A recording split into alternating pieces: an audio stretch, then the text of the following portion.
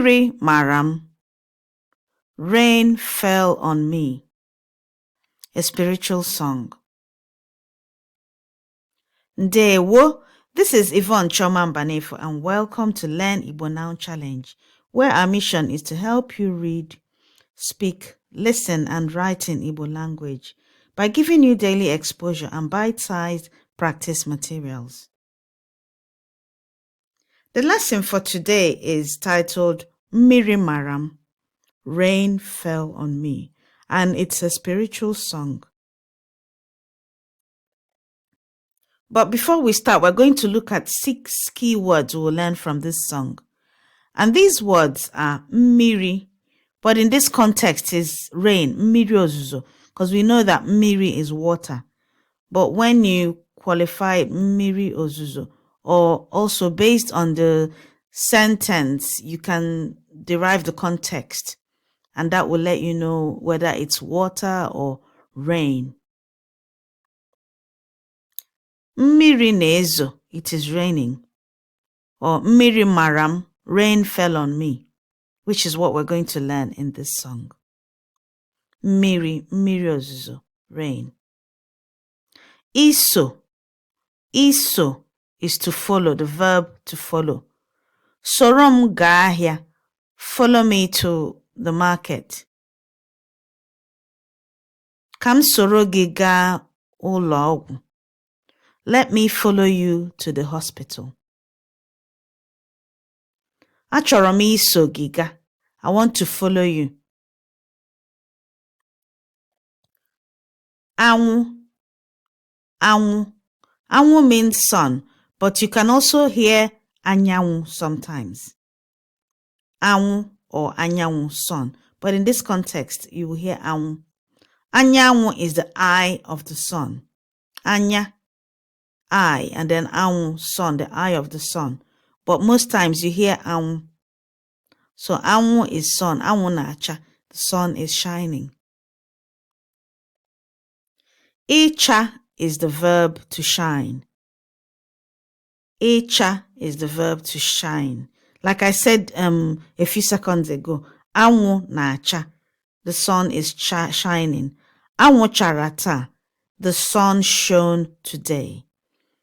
Anwụ ga-acha echi, the sun will shine tomorrow. Mwute is sadness.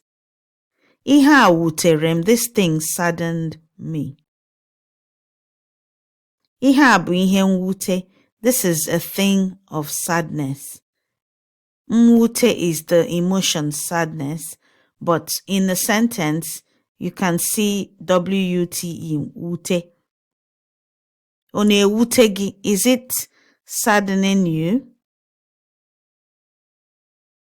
Mwute, sadness. Ịga.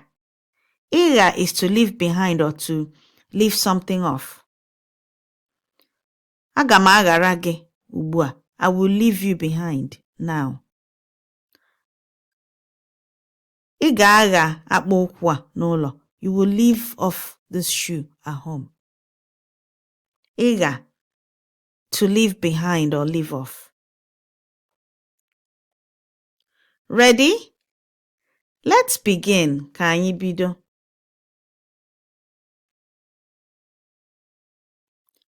Mmiri maram, ebe m na-eso Jesu. Anwụ chara m, ebe m na-eso Jesu. Mmiri mara m, ọ mara mma na o wutere m. Anwụ chara m, ọ chara mma na o wutere m. Ebe m na-eso Jesu, Jesu chelu m, agakwana m, Jesu chelu m. Oh, Jesu chelu m, agakwana m.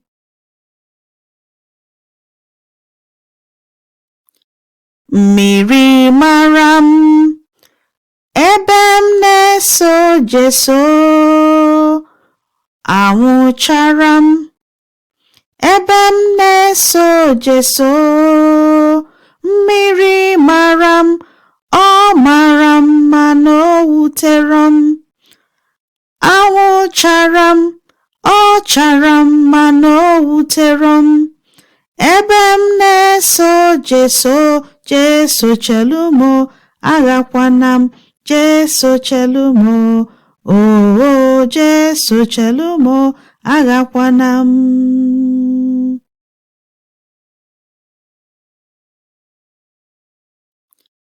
Mmiri mara m, ebe m na-eso Jesu, anwụ chara m. Ebe m na-eso Jesu, mmiri mara m, ọ mara m mana o wutere m. Anwụ chara m, ọ chara m mana o wutere m. Ebe m na-eso Jesu chelu m, agakwana m, Jesu chelu m. Oh, Jesu chelu m, agakwana m.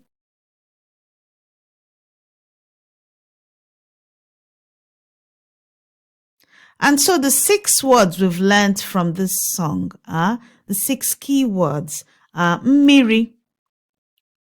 In this context, Mmiri ozuzo, rain. Iso, to follow. Anwụ or anyanwụ, sun.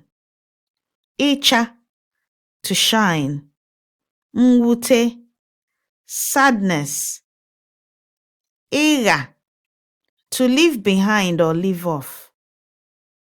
Komesia, see you on the next lesson.